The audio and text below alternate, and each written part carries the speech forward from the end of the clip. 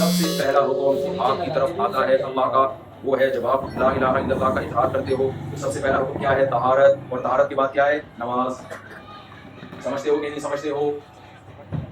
اور مردوں کے لیے نماز گھر پہ ہے یا مسجد میں؟ اللہ تعالیٰ قرآن مجید میں فرماتے ہیں کہ فی بیوت اذن اللہ ان ترفع ویذکر فیہا اسمہ یسبح لہ فیہا بالغدو والآصال رجال لا تلہیہم تجارۃ ولا بیع عن ذکر اللہ۔ اللہ کہتے ہیں کچھ گھر ایسے ہیں جو اللہ کے گھر ہیں، ان گھروں کو کچھ ایسے نیک لوگ آباد کرتے ہیں جن کو تجارت اور کاروبار اللہ کی یاد سے غافل نہیں۔ اللہ نے یہ نہیں کہا کہ وہ تجارت کرتے ہی نہیں ہے، وہ آسٹریلیا میں ٹیکسی نہیں چلاتے، وہ آسٹریلیا میں جاب نہیں کرتے، اللہ نے کہا وہ سارے کام کرتے ہیں، آئی ہی اسی سلسلے میں ہے۔ سمجھ رہے ہیں نا؟ نماز پڑھنے کے سلسلے میں آنا ہوتا تو وہیں پڑھ لیتے، وہ آئے تو کمانے کے سلسلے میں۔ تو اسلام دین فطرت ہے، اسلام نے یہ نہیں کہا کہ وہ کماتے نہیں، لیکن اللہ نے کہا کہ کچھ ٹائم ایسے ہیں جب مسجد سے حی علی الصلاۃ کی صدا گونجتی ہے تو پھر ان کی تجارت اور ان کی ملازمت ان کو اللہ کی یاد یعنی نماز سے غافل، اور نماز سے مراد ہے جماعت کی مسجد میں نماز، اس سے غافل نہیں۔ جتنی خواتین یہاں بیٹھی ہیں اور جتنے مرد یہاں بیٹھے ہیں، عزم کریں، میں بھی ارادہ کرتا ہوں بھائی 5 ٹائم مسجد میں حاضری کے ساتھ ہم نے نماز پڑھی۔ عورت کے لیے گھر کی نماز مسجد سے افضل ہے، افضل یہی ہے کہ وہ گھر میں نماز پڑھے، لیکن کہیں بیان ہوتا ہے جیسے جمعے کے بیان تو میری رائے یہ ہے کہ اس کو پھر مسجد میں آنا چاہیے تاکہ عورت کا مسجد سے رشتہ بولو مسجد میں، کیونکہ ہر جگہ خواتین جا رہی ہیں مسجد میں ڈنڈا لے کے مسجد میں آنا چاہیے تو کام زمانے کے حساب سے ہوتے ہیں۔ تو 5 ٹائم پابندی سے نماز پڑھنی ہے، اور خاص طور پہ خواتین کے لیے، کیونکہ بچے ماؤں کے کنٹرول میں ہوتے ہیں۔ باپ خود ماں کے کنٹرول میں جب ہے تو بچے کہاں سے کنٹرول؟ زمانہ ہے بھائی، بچے کسی کنٹرول میں؟ ماں کے کنٹرول میں۔ تو مائیں بچوں کو نماز سکھائیں، بچوں کا مسجد اور مدرسے سے رشتہ ختم نہ کریں۔ آپ آسٹریلیا میں تلاش کریں، مدارس بہت ہیں یہاں، اور بنائیں مدارس، جو مدارس صحیح ہونا ہو، کیونکہ یاد رکھیں مدارس میں بھی دونوں طرح کے maulana, there are 2 types of Maulana's.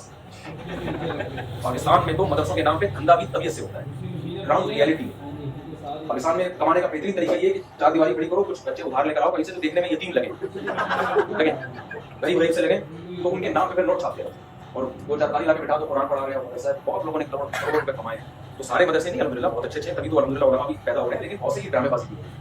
تو اب میں جا کے لوگوں کو ہائی لائٹ نہیں کر سکتا، دشمنی ہوں گی، کیسے جاتے ہیں بڑے مسائل ہوتے ہیں، میں خود پرسنلی جانتا ہوں جنہوں نے ماشاء اللہ ایسے نوٹ چھاپے ہیں، 4 شادیاں بھی کی۔ میرے ایک صاحب آئے، میری 4 شادی میں نے کہا کرتے ہیں مدرسے کا مطلب ایک دم کام یہ سے پاس ایسا آیا مدرسے کو تم بھی وہ شادی میں کوئی مدرسے کا دو نمبر ہے، ضروری نہیں کہ جس مدرسے کے موتی میں 4 شادی ہیں وہ 2 نمبر ہے، میں تو ویسے بھی کسی مدرسے کا موتی نہیں ہوں، تو 2 نمبر بھی بہت ہیں۔ نوا کے 2 نمبر، میں تو جامعہ رشید میں پڑھاتا ہوں، استاد ہوں، وہاں کی انتظامی میں نہیں ہوں، لیکن جامعہ رشید سے میرا بڑا قلبی رشتہ ہے، کیونکہ آج میں ٹوٹا پھوٹا جو دین کی خدمت کر رہا ہوں اس کے پیچھے کون ہے؟ جامعہ، ان کا ایک ویژن ہے، ان کا ایک ہدف ہے۔ لیکن بہرحال مدرسوں میں جیسے وہاں 2 نمبریاں ہوتی ہیں، تو اب جب یہاں مدرسے کھلیں گے تو کچھ مخلص لوگ کھولیں گے، اور کچھ لوگوں کو اندازہ ہو جائے گا بھائی پیسے کمانے کا، اور پھر بے روزگار گھوم رہے تھے، چلو ایک اچھا طریقہ آیا، مفتی صاحب کی مدرسے کی ترتیب دے کے چلے گئے۔ دیکھو ٹرسٹی بنتے ہیں، یہاں اکاؤنٹیبلٹی بہت زیادہ ہے، لیکن پھر بھی جو 2 نمبر ہوتا ہے نا وہ سب کچھ کرتا ہے۔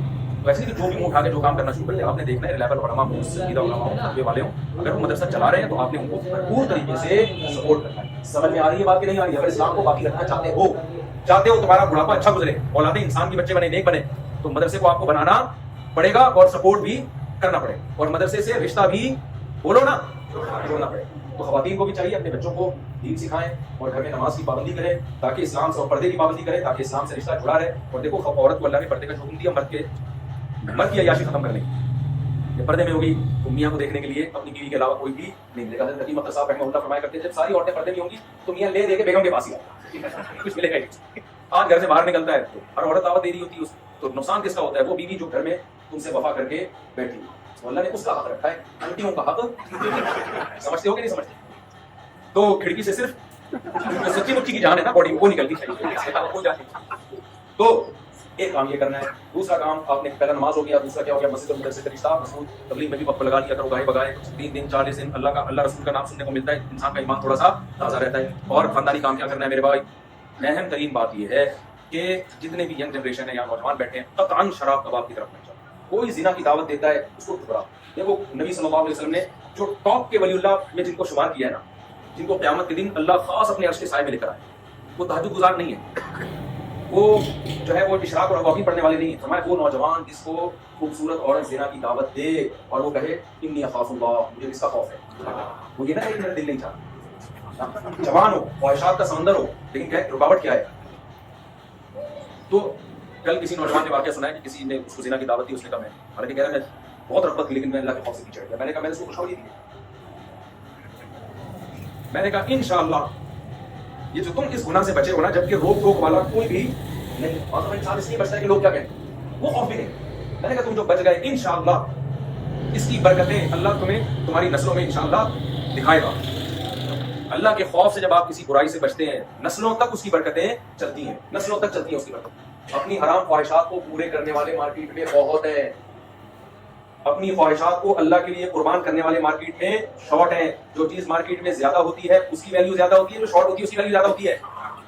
زنا کرنے والے بہت مل جائیں گے آپ کو بھائی، موقع ملے پھر بھی بچ جائے. یہ لوگ کیا ہے مارکیٹ میں شارٹ. اللہ کی نظر میں کرنے والوں کی کوئی ویلیو نہیں ہے، بچنے والوں کی کم ویلیو نہیں بلکہ بہت زیادہ ویلیو. کیونکہ پہلے زیادہ لوگ بچتے تھے، کم لوگ کرتے تھے، اب زیادہ کر رہے ہیں، کم لوگ بچ رہے ہیں. اب اللہ کی نظر میں زنا سے بچنے والوں کی ویلیو پہلے سے بہت زیادہ بڑھ گئی ہے. اگر کسی سے یہ جرم ہو گیا ہے، رو کے گڑگڑا کے اللہ کے سامنے توبہ کرے، وہ توبہ کرے اللہ کے سامنے گڑگڑائے، اللہ آئندہ کبھی نہیں کروں گا.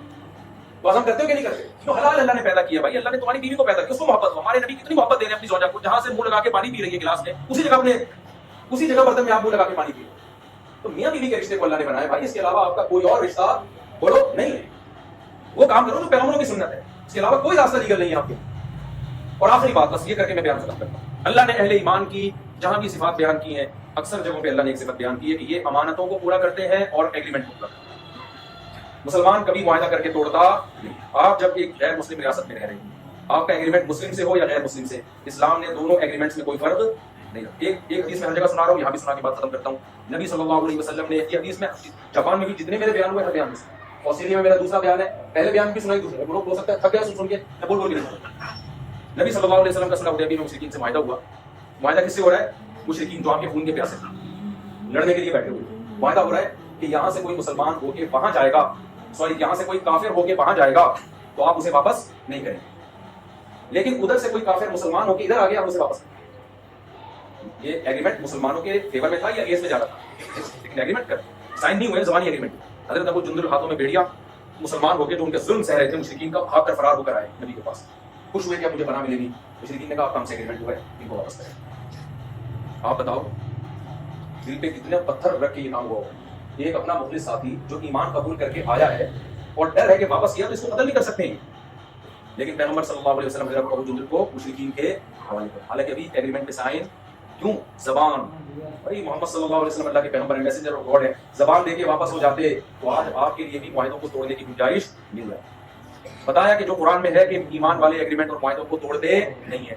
آپ اگر یہاں آسٹریلیا میں رہ کر یہاں جو آپ کو جو ریزیڈینشل ویزا ملا یا آپ کو مکمل نیشنلٹی مل گئی تو کچھ ایگریمنٹ ہوئے ہوں گے نا آپ کے. یا آپ جب ویزا لینے کے لیے آپ نے اپلائی کیا، جیسے آپ نے اپلائی کیا گورنمنٹ نے دھکا دے کے آپ کو آسٹریلیا بھیج دیا، کچھ تو پیپر پہ سائن کیے ہوں گے نا، کچھ تو سائن کیے ہوں گے نا. جب نیشنلٹی یا پاسپورٹ مل رہا ہوگا اس کو بھی کچھ سائن کیے ہوں گے نا آپ نے. تو ان میں بھائی بہت سارے ایگریمنٹ ہیں جس کے آپ کیا ہو، اور ان میں ایک بڑا ایگریمنٹ جس کی مخالفت کی جاتی ہے ٹیکس چوری کرنا. سمجھتے ہو کہ نہیں سمجھتے؟ یہ بہت زیادہ ہو رہا ہے. میں جرمنی گیا، مجھے کیا پتا تھا، میں نے اس ٹاپک پر بیان کیا. وہاں پتا چلا کہ وہاں کی یعنی وہاں پتا چلا کہ یہ تو بہت سارے مسلمان گڑبڑ کر رہے ہیں ٹیکس.